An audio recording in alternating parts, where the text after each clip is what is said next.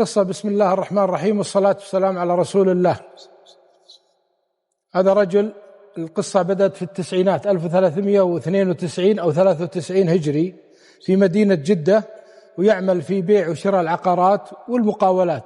وهذا الأمر على بادي، على بلك وعلى شينك وعلى أشياء مثل هذا. البنيان كان ضعيف في هذا الوقت. وله صديق من دولة اليمن، وهذا الصديق هو السعودي، بينهم شراكة، محبة، يساعدون بعض، يقومون مع بعض، يعني الحقيقة حتى أنهم في استراحة مع بعض. اليماني يحب السعودي والسعودي يحب اليماني، وبينهم خوة وعلاقة ما شاء الله تبارك الله. اليماني إذا قعد له سنتين سافر لهله في اليمن، يتفقد عياله ويتفقد زوجته وجماعته، ويقعد شهرين ثم يرجع للسعودية. جاء ذاك اليوم السعودي قال: يا أبو عدنان. قال: نعم. قال: ليش ما تجيب عيالك هنا وتستقر؟ كل فترة تروح شهر أو شهرين وتقعد عند عيالك وترجع، وأنت هنا قلق عليهم وتفكر وهواجيس. قال: والله يا عمي أنا ما أقدر، إمكانياتي ما تسمح. قال: أنت دائما ما شاء الله تبارك الله إن بنيت غرف ولا بنيت شيء تحط عندي الدراهم، وإذا جاء موعد سفرك خدتها ورحت صرفتها. هالمرة لا تصرفها، خلنا أنا وياك نسنعها. قال: توكل على الله، اللي أنت فيه أنا فيه. أبو عدنان قاعد يشتغل في هالغرف وهالبناء وهالشغل، لين كل ما جاء له 5000 7000 10000 حطها عند أبو محمد. أبو محمد هذا يأخذها يحطها عنده. والله اجتمع مبلغ طيب. يوم جاء ذاك اليوم نادى أبو عدنان، قال: يا أبو عدنان. قال: نعم. قال: جاري عنده بيت قديم حوش وفيه غرف وزين، وش رأيك نشتريه لك؟ قال: تشتريه لي أنا؟ قال: لي. قال: بغالي. قال: خلنا نروح نشوف. قال: توكل على الله. قال: أنت لا تتدخل، أنا اللي أبى أشتريه باسمي. راح أبو محمد وطق على جاره: السلام عليكم. السلام يا فلان. قال: نعم. قال: أنا سمعت أنك بتبيع البيت هذا. قال: لي والله ببيعه. قال: وأنا جاره وحق بالشفعة، كم تبي فيه؟ قال: والله أبي فيه 100,000 ريال. قالوا لي. قال: لك أنت؟ قال: لي. قال: له هنا 15 أنزلها 85. لا الله. أبو عدنان المبلغ اللي حاطه عند أبو محمد 70,000 ريال، يبقى كم؟ 15,000 ريال. قام أبو محمد وزدها 70 15,000 واشتري البيت. تراه وراه أبو عدنان قبل ما يشتريه وجاز له واستانس، كاتبه وحولوا الصك باسم أبو محمد. هذاك طلع من البيت، وهذا جاب أبو عدنان قال: جيب عدتك وأغراضك وخشبك وسقالاتك وحطها في البيت إلين تجيب عيالك ونسنعك. فرح فرح شديد. قال: بكم خدت؟ قال: خدت ب85,000 ريال. قال: أنا ما أعطيتك إلا 70. قال: 15 سلفة. قال: ابشر يا عمي. صار يجد فرحان بهالبيت، وقاعد عنده ايش طموحات انه بيجيب عياله ويسكن ويستانس ويدرسهم في هالبلد المبارك. يوم اجتمع عنده مبلغ، قال: يا عمي. قال: نعم. قال: أنا بروح لليمن واجيب عيالي، وترى عندي فلوس لكن ما أقدر أسدك، أبي أفرح عيالي وأبي على قوة، عندي بعض الأمور هناك. قال: أجل، ما الله يقويك، توكل على الله. أبو عدنان كتب ورقة حطه في بوكه: إن لأبو محمد عندي 15,000 ريال دين في المكان الفلاني، في البيت الفلاني، في عند المسجد الفلاني، في حي في جدة. حطها في بوكه من باب إيش؟ حفظ الدين. وهذه مهمة الأمور هذه. من يوم يصير لك دين على طول اكتب. قيد. راح وجاء لليمن. يوم تعدى ندخل الحدود صار عليه الله يعافينا وياكم حادث، ويأخذونه ويدخلونه المستشفى ويدخل في غيبوبة. لقوا جوازه ولقوا معلوماته وعنوانه في اليمن. اتصلوا وجات زوجته وجاء ولده الكبير عدنان، عمره يمكن هاك الأيام 14-15 سنة. الأبو تحت العناية، فاق لكنه فاقد الذاكرة، ما يذكر شيء. خذوا عندهم في البيت وعاش معهم 4-5 سنوات، إلا أنه مفتح يعطونه غذاء وهذا، لكن سبحان الله الله أخذ أمانته. هم لا، وضعهم صعب جدا، ما هنا شيء وظروف صعبة. قالت الأم: يا ولدي. قال: نعم. قالت: روح للسعودية وترزق الله.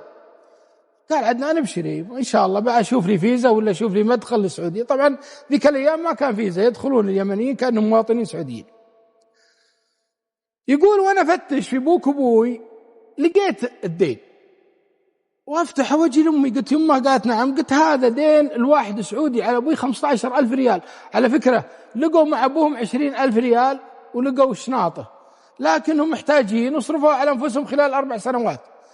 فيقول لقيت في البوك ورقة مكتوب فيها فلان بن فلان فلان يطلبني 15,000 ريال في حي المكان الفلاني عند الجامع الفلاني في المسجد الفلاني.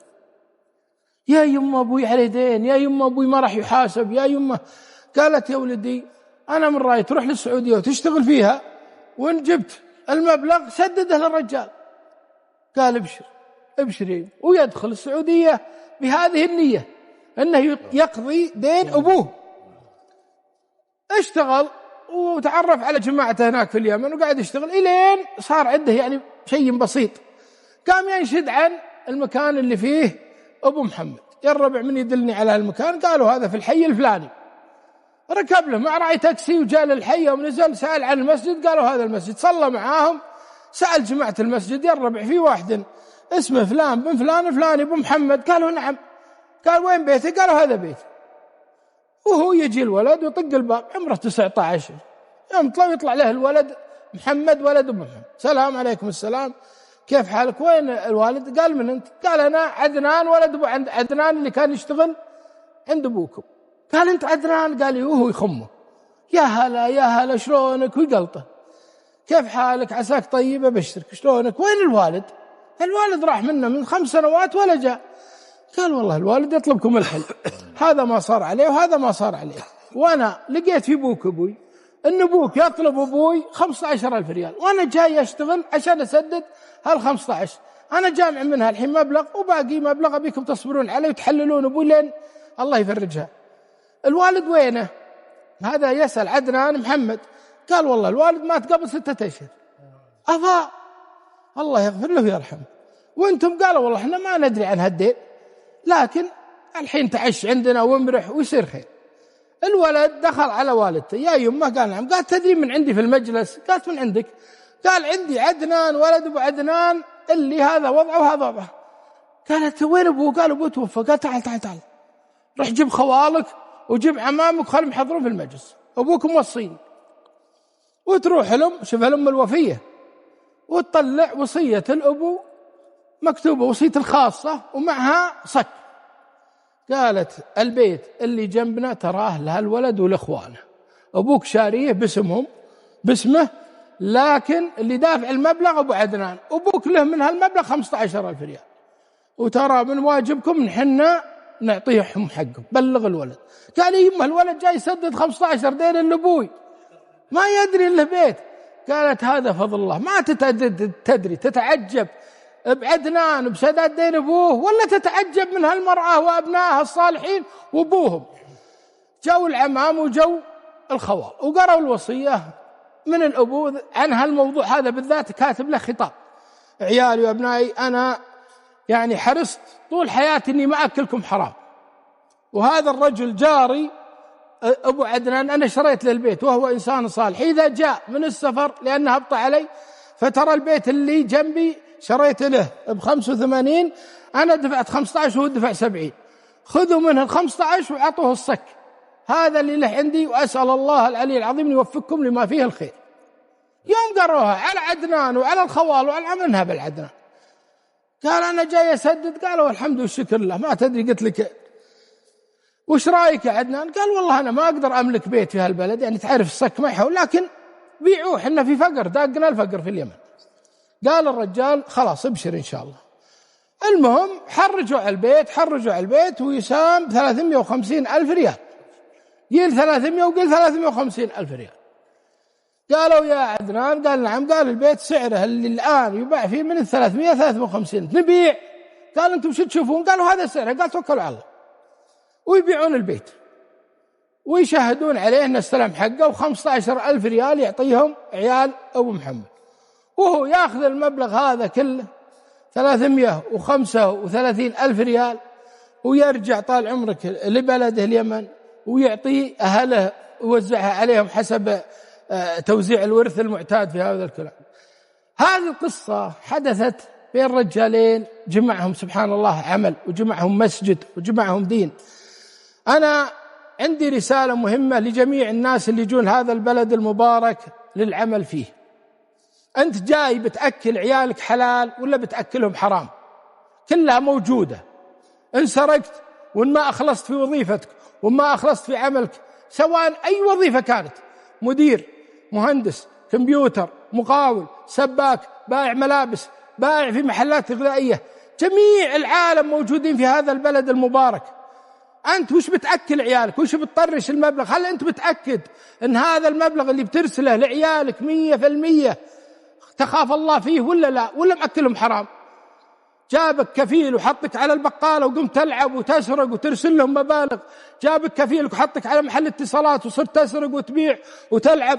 جابك واحد وحطك محل مسباك، كهربائي، مهندس، وصرت تاخذ وتبيع. ولا جاي حريص على حلال كفيلك وحريص على حلال المسلمين وتاخذ حقك بما يرضي الله؟ في حساب وفي عقاب. يمكن كفيلك ما درى، ويمكن النظام الأمني ما دروا على الكلام هذا، لكن الله سبحانه وتعالى داري. بتصرفها في عيالك، بتصرفها في صحتك، وبتلقاها في الآخرة قدامك محضرة. ولذلك رسالة لجميع العاملين في هذا البلد المبارك: احرص أنك ما تغذي عيالك إلا المال الحلال. وأنا أذكركم بالله، حنا بلد مثلكم، والله يحييكم في بلدكم. احرصوا على الإخلاص في عملكم، وحرصوا على أنكم تقدمون واجباتكم. حتى لو ظلم كفيلك في بعض الأمور، ما يحق لك أنك تأخذ حق أو تأخذ شيء ما أذن لك أنك تأخذه. ستحاسب وستعاقب، كفيلك سيحاسب إن ظلمك ولا أخر في راتبك، لكن ما يعطيك الحق أنك تأخذ حق مهوب لك. أنا أشوف كثير من الناس، أنا واحد منهم، يجي المهندس يدخل بيتي في موضوع تصليح مكيفات ولا في تصليح ثلاجات، والقى الثلاجة كانت تشتكي من شيء صارت تشتكي من 3 و4 علل غير العلة السابقة، كله علشان يبيني أرجع ثاني مرة ويصلح، أو أجيبه ثاني مرة ويصلح في سباكة عشان يصل من فلوس. لكن والله كل هذا الكلام محسوب عند الله. أنا الرسالة أوجهها: غذ عيالك بالمال الحلال. احرص، أنت جاي وعيالك هناك، فأسأل الله العلي العظيم أن يعينكم على الخير ويجعلكم تخافون الله سبحانه وتعالى في أعمالكم وفيما أعطي إليكم من أمانة. هذا ما أحببت أشارك فيه، جزاك الله عني كل خير.